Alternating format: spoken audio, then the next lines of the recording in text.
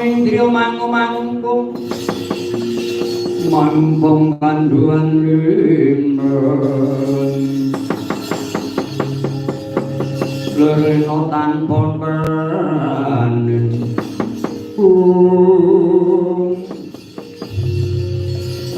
iki kok ana manungsa meneh sanggo kakah perkoso jebres kowe menungsane mau.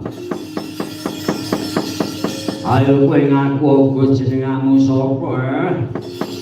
Ya yen kowe takon marang aku aranku Bapa Tuna. Lho, Kamal Tuna bapa iki Bapa Tuna mung diwalik. Lajeng diwales bidul.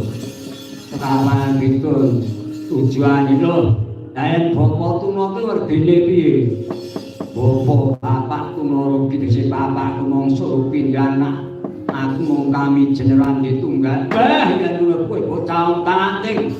Tetep dadi panganku ya yen aku patrok sak budimu. Ora karan suwek tak maca takon. Dino sing kuat.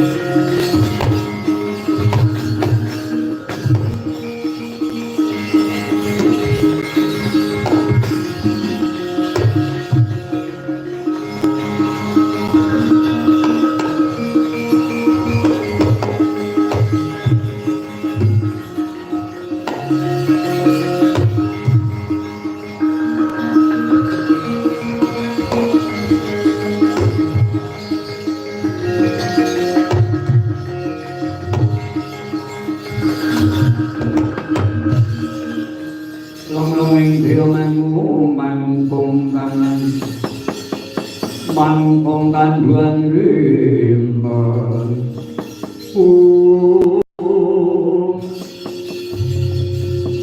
yo jagat yo dewa Bathara asisaning Bathara jagat wae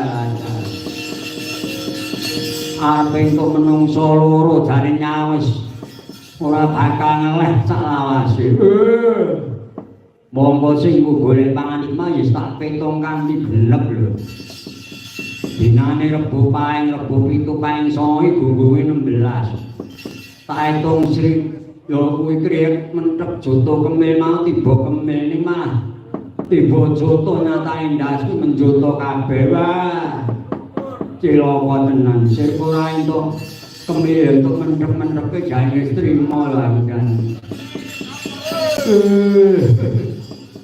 ya kaya yen aku tak len dhisik ana sak ngisor ing wit iki ya iki jenenge wit apa